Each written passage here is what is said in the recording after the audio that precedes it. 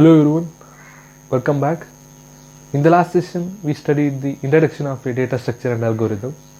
In this session, we're going to study about the complexity analysis of a data structure. Why we require the complexity analysis of a data structure, what's the importance of it, we're going to see it in this session. So I'll give a problem statement to you to solve a problem. So what we'll do, so we will try to solve it. Everybody will be trying to solve in a different way. So there is no one unique solution for that problem. There may be a multiple solutions in that. Likewise, there is no standard structure for a writing algorithm. You may take any type of language, C language, Python language, C++, Java, any type of language. So like also you can take any way to solve that problem. That means solution is not wrong. It's a right solution, but they are writing in a different way. For example,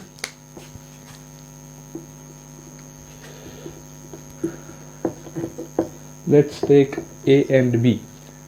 So let's take this is the source and a destination.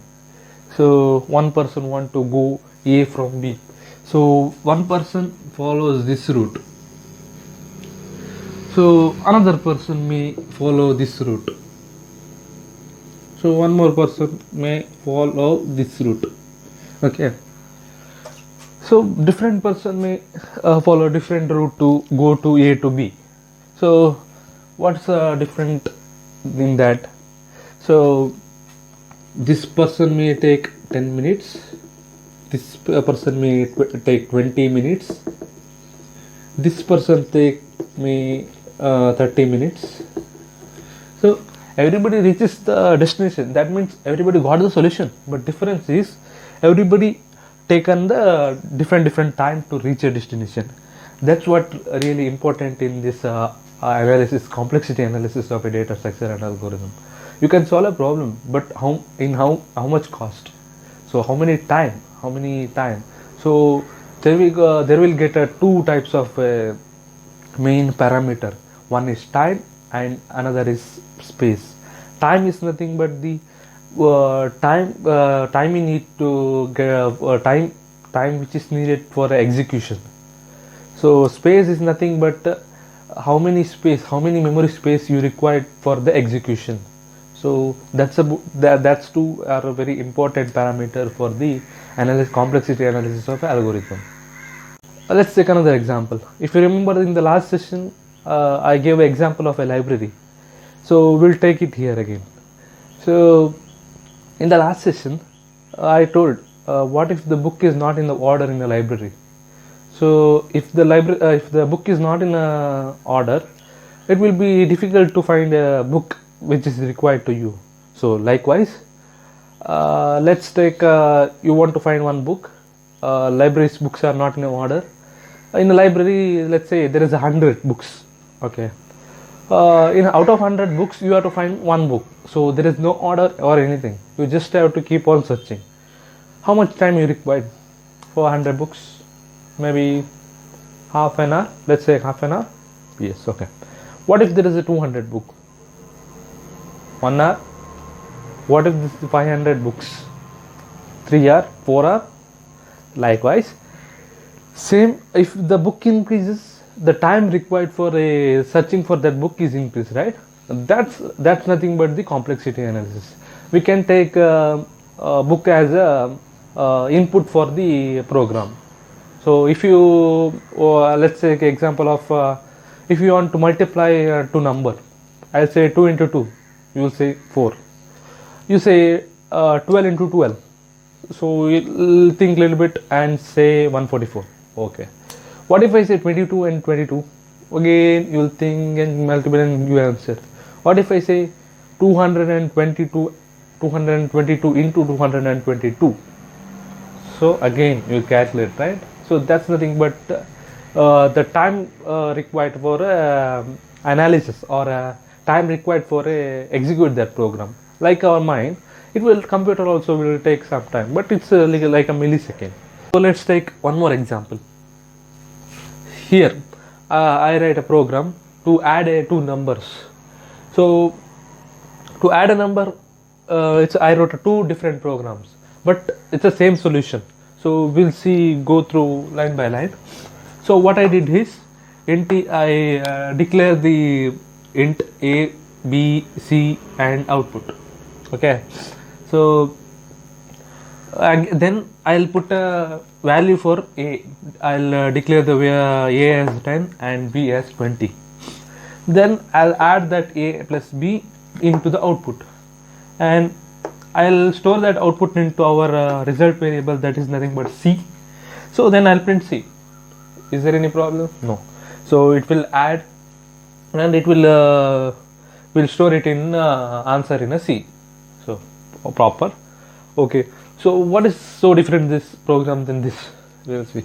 Int a, I'll declare a is equal to 10, b is equal to 20, and I'll declare c, and I'll directly store the a plus b into c, and then I'll print c.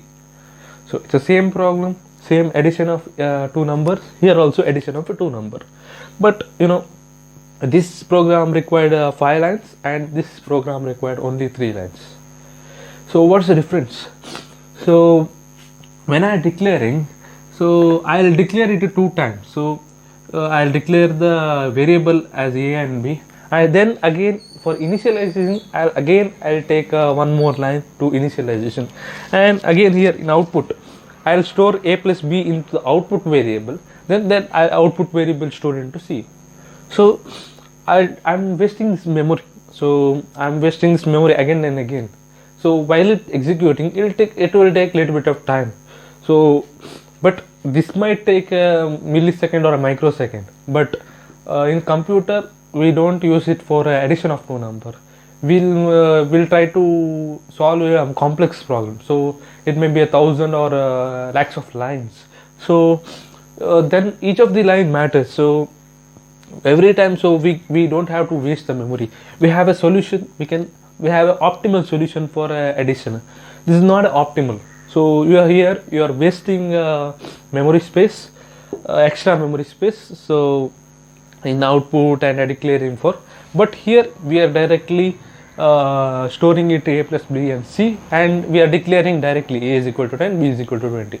So this is how we'll try to analyze the complexity analysis of the data structure and algorithm. So this is nothing but the optimal solution of the complex data structure and algorithm. That's it for complexity analysis. So as I said, I gave 2 example. In the beginning, I gave an example of the journey from A to B. People may take a different routes, but it will depend on time. That's it for complexity analysis. I gave 3 example. In the first example, I said that if you want to travel from A to B, people may take a different routes. So it will take a different time. So we need to take a optimal route for that, which route takes very less time. So that's one type of analysis. In the second example for a time complexity, in the library example, if there is 100 book, you may take half an hour. If there is a 200 book, time increases. If there is a 500 book, if there is 1,000 books, time goes on increases. So that book's nothing but the input size of the whatever give. Like I said, for addition of number or a multiplication of number, whatever give a number, if you give a large number, it will take some time to analyze it and compile the program. So that one. And third example, I gave a example of these programs. That's nothing but example for a space complexity. So we need no need to declare a simple variable again. We need an optimal solution for this program. We simply no need to waste the memory for declaring or initializing or storing output.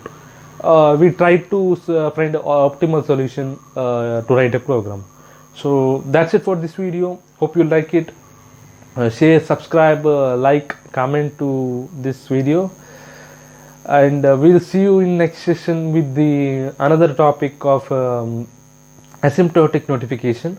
So it's also a continuation of this complexity analysis. So we'll see you there. Thank you for watching. Thank you so much.